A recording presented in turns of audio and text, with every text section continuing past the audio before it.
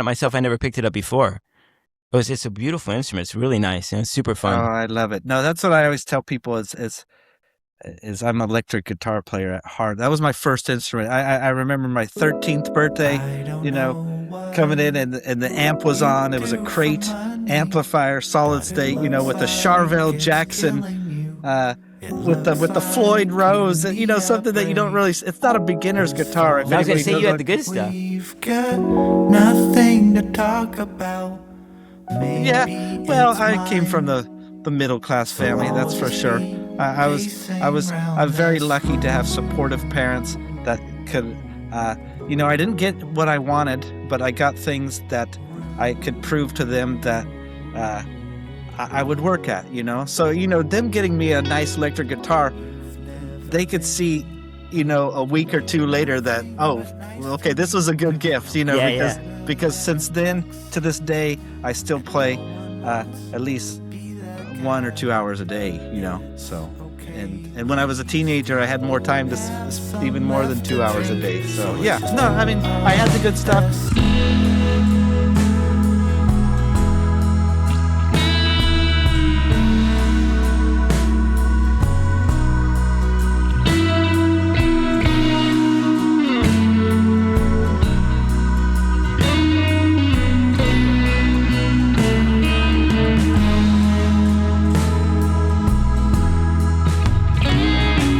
So long, Modesto. I'm sorry, but you're a mess though.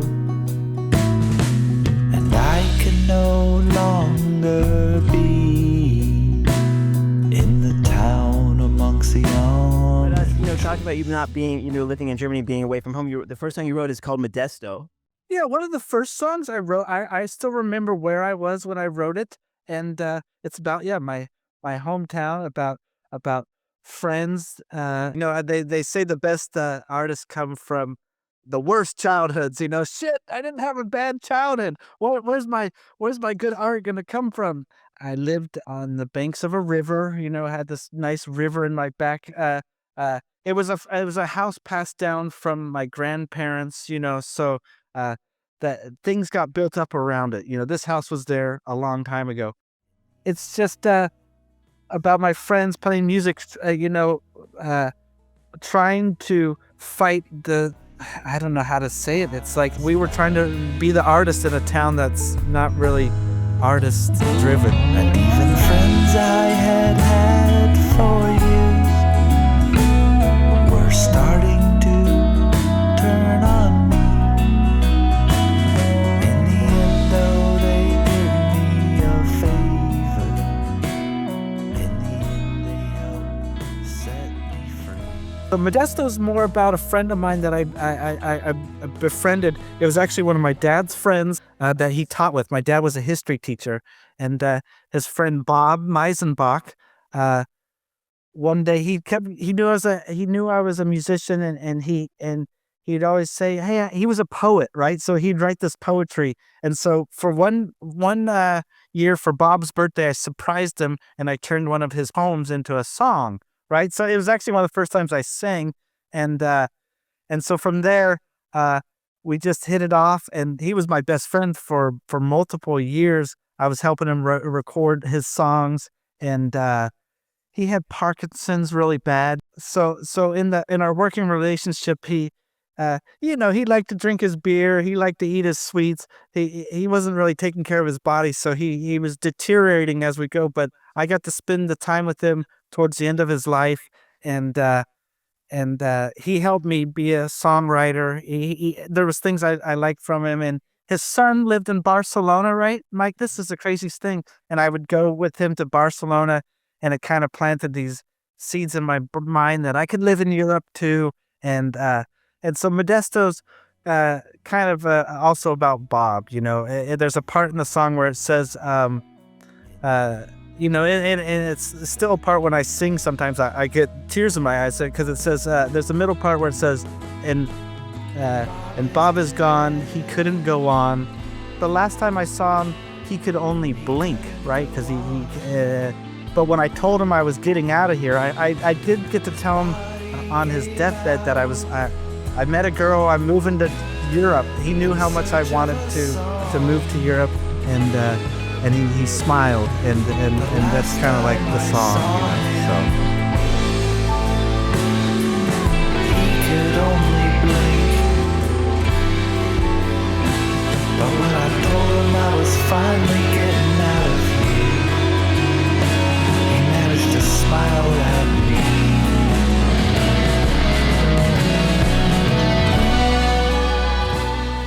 I'm thinking of the line, the way it starts off too. It's just like, what does it say? Modesto, you're kind of a mess, though. I think you said, right? Yeah, that's totally how Bob would write his lyrics as well. So, so long, Modesto. I'm sorry, but you're a mess, though. I love it. And what are the next two lines on there? I almost wanted to write it down. I can no longer be amongst the town. In the town amongst the almond trees. The whole town is surrounded by this agriculture. If you look at the Central Valley, Modesto, it's you get out of the city limits, it's just rows of trees, orchards. The opening of that's super nice. Thank you. It is really nice. I like this one because I also think it's one of my best guitar solos, There are some things where I could be like, hey, I'm proud of that. It's hard for me to say every once in a while, so it's good. You're still shredding, yeah? I feel like it's on the I try not to play too many notes.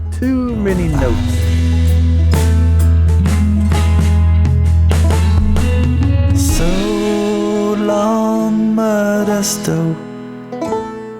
I'm sorry, but you're a mess, but you will still always be the town that raised me.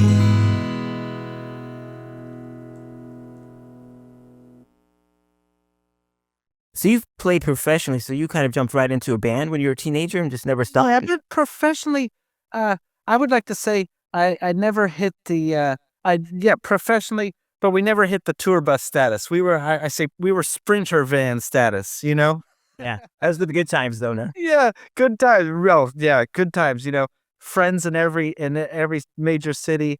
You show up at the major city, they take you to their favorite restaurants, their favorite bars. You get to see all the coolest things from all the towns. I did start in bands right away. That was the most fun thing I found about it. It was playing, jamming with people, improvising. Modesto's got a pretty nice music scene, I guess, coming out of the 90s. I mean, that's a hard one to answer. I always assumed it wasn't that great. We just kind of made it happen. And eventually our crowds grew in the bands that I was in, So, I don't know. I mean, the biggest success story out of Modesto, I would say, is Granddaddy. So if anybody knows out there, has never heard of Granddaddy, they need to check them out. They just they are an indie band that I feel like are truly underrated. Listen to those lyrics. Listen to that song crafting, and it took me a long time to see it. It was kind of a competition in my brain.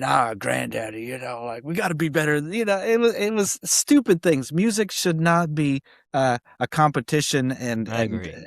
So yeah. You met somebody and you moved out to Germany.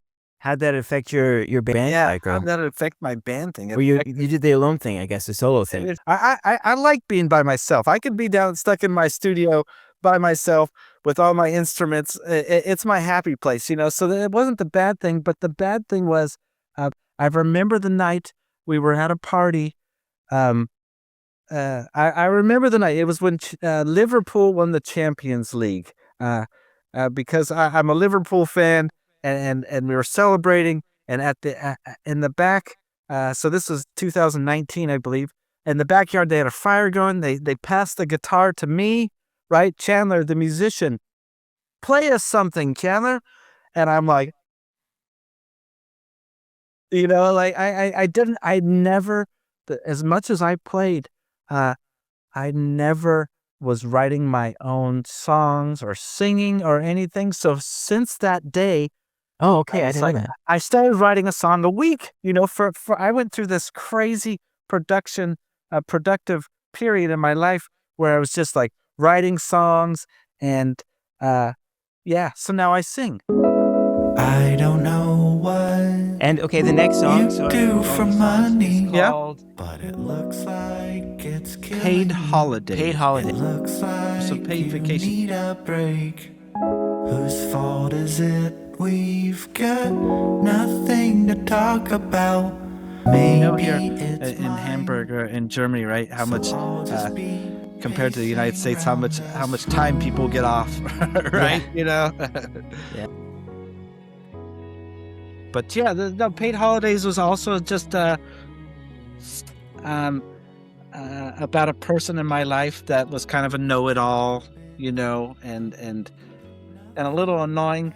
But I might be the one that's also. I mean, you know, I might be also annoying to you, and I agree that maybe it's just not a good friendship for us. And I at one point towards the end of the song, it says, "Running out of answers is not easy for anyone, but a guy like you takes it harder than he probably should. Flip through those pages, read me the rules. Sometimes it's okay to lose."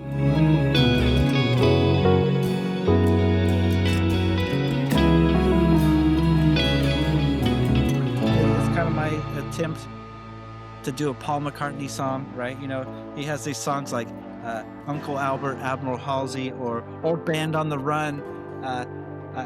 That kind of turned into multiple things throughout the thing. You know, one song starts one way, and then halfway through, it's a different song.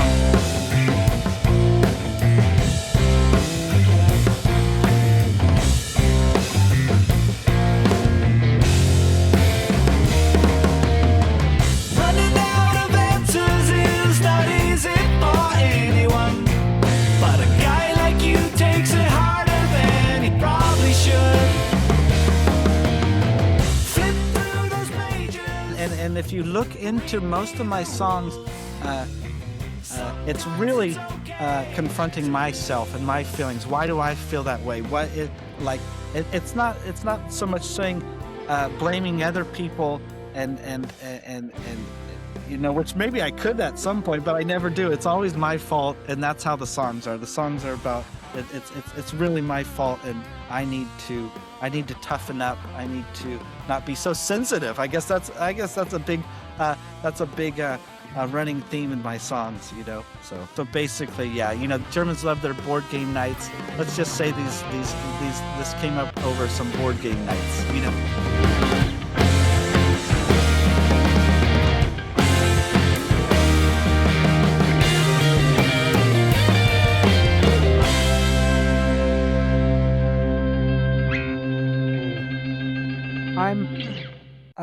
I feel like I'm still a beginner too, because I just started singing, you know, 6 years ago. It's like writing songs and making your own songs is wonderful, isn't it? Yeah, it's the best. It is the best thing of all time, right? I went through this period where I wanted to shred as fast as possible. You know, like, what? I'm not gonna slow down. You know, I wanted to. So I was listening to Joe Satriani, Steve Vai. Oh, that kind of shredding. Yeah, the shredder dudes, Yngwie Malmsteen. You know, I even got there. I was never good at shredding, never. And I'd meet people that were better than me, and I'd get extremely jealous. You know, I have these tendencies in my life. Just that person's so much better. I put all this effort, but it's so easy for them. And yeah, whatever. So I mean, that shredding lasted until I heard, you know, Time by Pink Floyd and David Gilmour, and I'm like, you don't have to shred. Basically, fast forward to singing and writing your own songs. Nobody's gonna do that. Nobody's gonna write what I write. Nobody's gonna sing how I sing. And it just kind of, it's this freeing sensation where it's just becomes truly art. And yeah, you know, and then for here, then it's just putting it out and taking people's criticism and try not to take it personally, you know. Aaron, if you somehow happen to listen to this, the drummer from Good Luck Thrift Store Outfit, he saw me play last year at this music festival, and he said, "Wow, Chandler, you're a real natural singer. He said that, and Aaron never, he never gives too many compliments. You know, when he says something, you believe it. So that was nice to hear. You know. I'd give up that beach outside. So your third song which is super cool. It's unreleased. It's called Tron or Blue. Tron Blue. What is Tron Blue? What does that mean to you when I say Tron Blue? Well, I think of the Disney thing, Tron. Yeah, exactly. I'm thinking of it. Is that what it is? Yeah. Okay. I mean, Tron. Yeah, Tron. The you know how the classic 80s Tron, which I don't think is a good movie, by the way. You can fight me over that one, but the aesthetic, right, is something that even as a kid, seeing the arcade game Tron, whoa, it blew my mind, you know. But this glow, this color,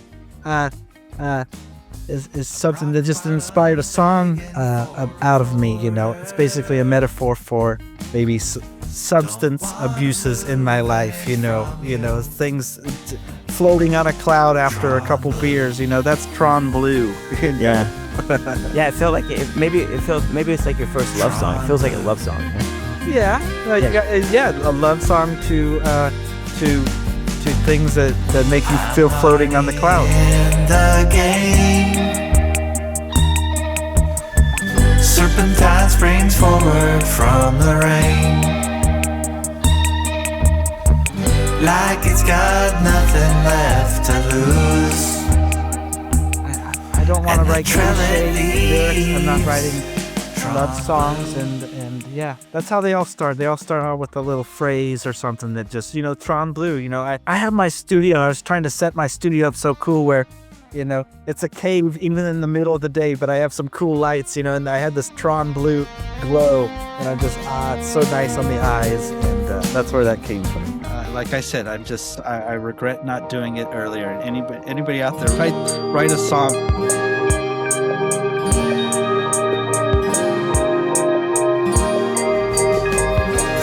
Up to me, everything would be Tron Blue.